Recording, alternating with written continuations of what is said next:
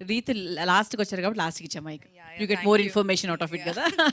ముందుగా మీడియా వాళ్ళందరికీ హాయ్.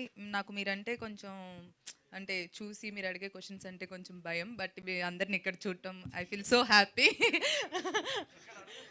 ఆహా నో, నార్మల్గా నేను టీవీలో చూస్తూ ఉన్నాను, మళ్ళీ ఇక్కడ చూశాను, హాయ్ అని చెప్తున్నాను అంతే. ఏ నువ్వు ఒకటి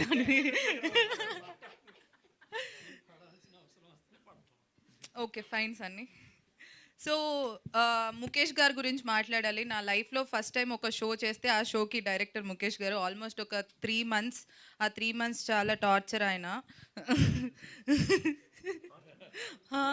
అందరూ ఆయన భరించినందుకు టార్చర్ పాపం ఆయన భరించినందుకు థ్యాంక్స్ టార్చర్ అంటున్నారు. ఆయన ఏం చేశారు చెప్పు. ఆయన ఏం అడిగినా అది కాదు, జస్ట్ ఇప్పుడు ఒక్క నిమిషం.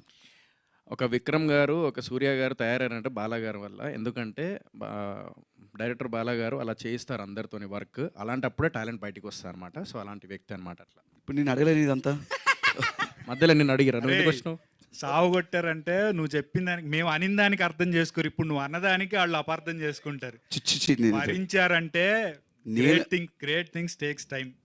అలాగే ఎవరైనా ఒక ప్రొడ్యూసర్ అయినా సరే ఇన్ని రోజులు లేట్ అవుతుందంటే బాధపడతారు. బట్ అది హిట్ అయ్యి ఇప్పుడు వాళ్ళు ఎలాగైతే నవ్వుతున్నారు. నేనేదో కామెడీ చేస్తున్నా, ఆయన ఏమో సీరియస్గా వచ్చి చెప్తారు మొత్తం. కామెడీ కాదు రే. Yeah thank you.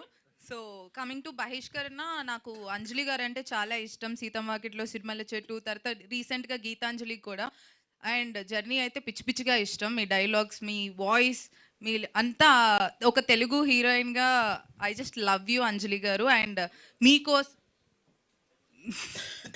మీకోసం ఈరోజు నేను అంటే చాలా లేట్ అయింది నాకు ట్రాఫిక్లో, అయినా కూడా ఎట్లయినా వచ్చి మిమ్మల్ని చూడాలని అనుకున్నాను. సో అందుకే వచ్చాను. And thank you, very good luck. మీ బహిష్కరణ ఇంకా సూపర్ డూపర్ హిట్ అయిపోవాలి అని. అండ్ ఇప్పుడే వెళ్ళి అన్ని ఎపిసోడ్స్ అన్నీ చూస్తాను. And thank you so much Mukesh గారు అండ్ అంజలి గారు. సూపర్. అందరూ ఏదో చెప్తారు.